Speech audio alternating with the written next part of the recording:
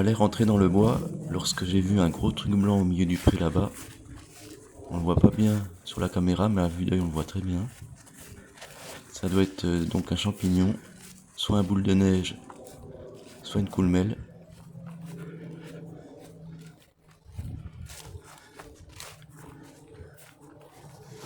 Là on commence à le voir.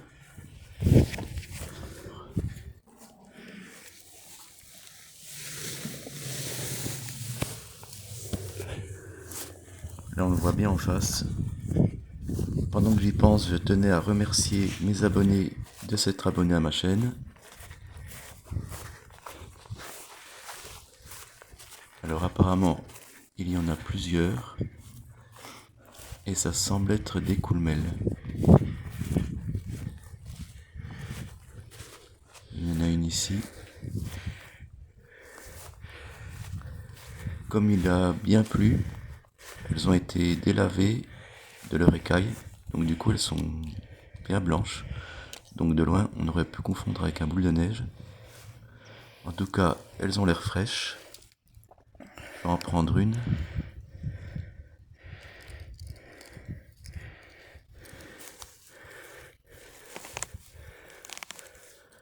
Voilà, elle est bien fraîche. Et bien ça commence bien. Là je suis rentré dans le bois, j'ai même pas fait 10 mètres. Il y a une coulmelle qui a vraiment pas l'air en forme. Effectivement celle-là, on va pas y toucher.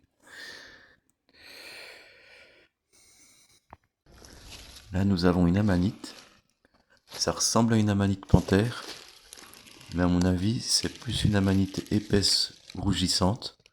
L'amanite panthère est très toxique. Par contre les deux autres sont comestibles. Mais je ne les ramasse pas pour le moment. Là il semblerait que ce soit un petit cep. Eh oui. Eh bien c'est plutôt bon signe. J'espère qu'on va en trouver d'autres. Pas comme les autres fois, où j'en trouve qu'un à chaque fois.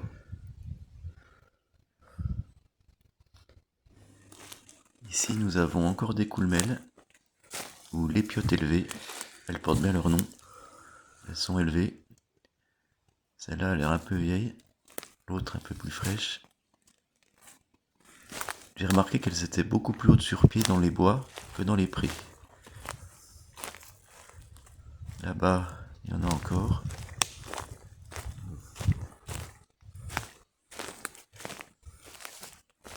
Il y en a beaucoup dans les bois cette année. Je sais pas pourquoi. On les reconnaît grâce à leurs pieds bien zébrés, contrairement aux autres lépiotes.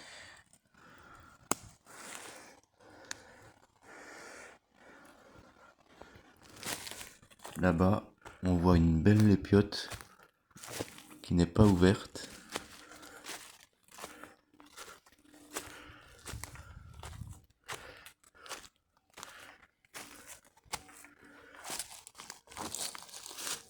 Là, il semblerait que ce soit une lépiote déguenillée. Elle est proche de la lépiote élevée. Elle n'a pas le pied zébré. Elle est aussi très bonne. On va changer de bois. On va aller là-bas en face. Tiens, là, on dirait des roses. Apparemment, c'en est. Je vais les prendre. Ça sera un champignon de plus pour faire ma sauce en champignons, qui accompagnera des pommes noisettes. Ah, nickel. On va aller dans un bois très pentu.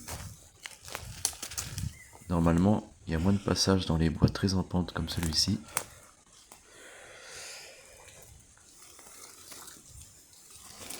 On va voir ce qu'il y a.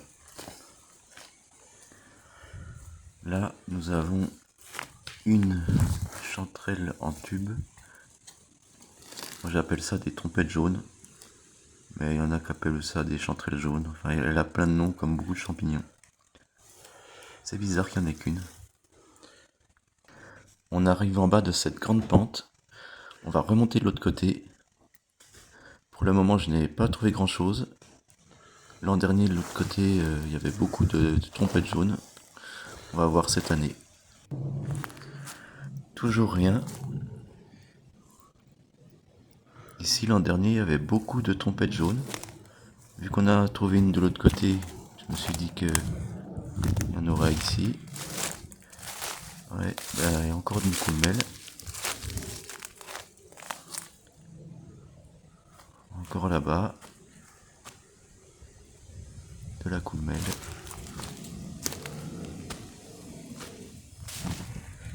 Là-bas, on a des champignons blancs. On va aller voir ce que c'est. C'est des mucidules visqueuses. C'est pas toxique. C'est plutôt esthétique. Mais pour manger ça, faut vraiment crever de faim.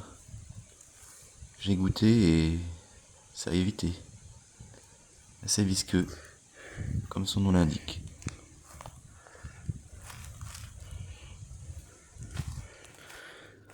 Enfin, un gros cep. Un peu trop gros d'ailleurs.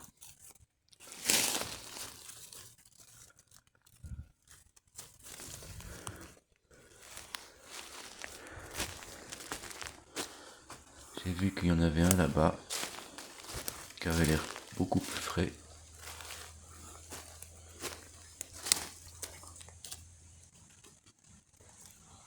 Celui-là, on va le prendre. Les cèpes, faut les ramasser assez petits, pas minuscules non plus. Celui-là est beaucoup trop gros, mais je vais le prendre quand même parce que j'ai remarqué que les cèpes dont le pied était bien bouffé par les limaces étaient beaucoup moins véreux. Bon, le pied ici, il est encore pas assez bouffé par les limaces, il est pas pire que ça. En tout cas, on voit qu'il est pas si véreux que ça. Bon, il est quand même un peu véreux, mais pour sa taille, ça pourrait être bien pire. En tout cas, apparemment, quand le pied est bouffé, les vers ils ont plus de mal de remonter dans le chapeau parce qu'ils passent par le centre du pied. Qu'avons-nous là? Des bolets orangés.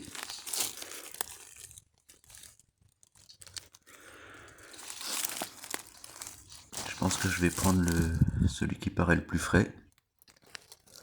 Je les ramasse que très frais. Ils sont nettement moins bons que le cep de Bordeaux. Il faudrait pas faire un plat que de bolets orangés. Il serait pas très goûtu, mais c'est un relativement bon bolet. Encore des bolets orangés. Comme vous pouvez le remarquer, ils portent bien leur nom.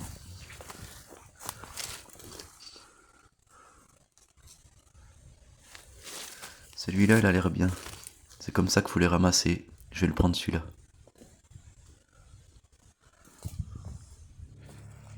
Et des bolets orangés.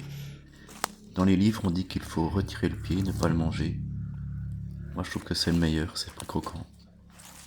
Celui-là est trop vieux. Celui-là, il est bien. Je vais le ramasser.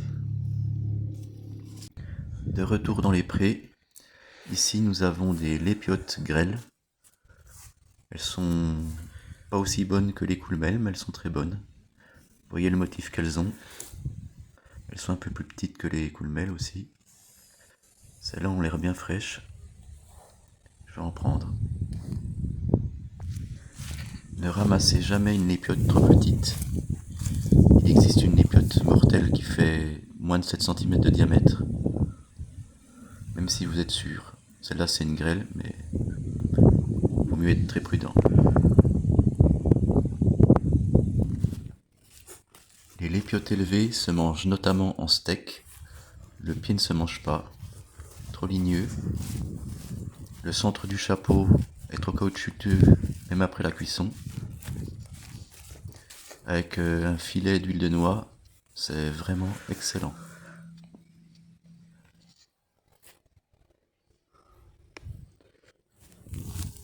Voici une très belle petite lépiote élevée, ou coulmelle, ou Macrolepiota procera. Qu'avons-nous là-bas? On dirait des roses.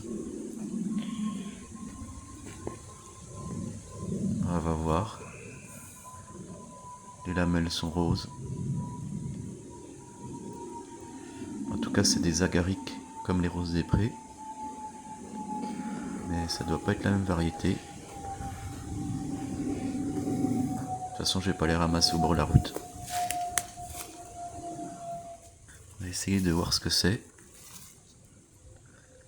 C'est pas un rose des prés.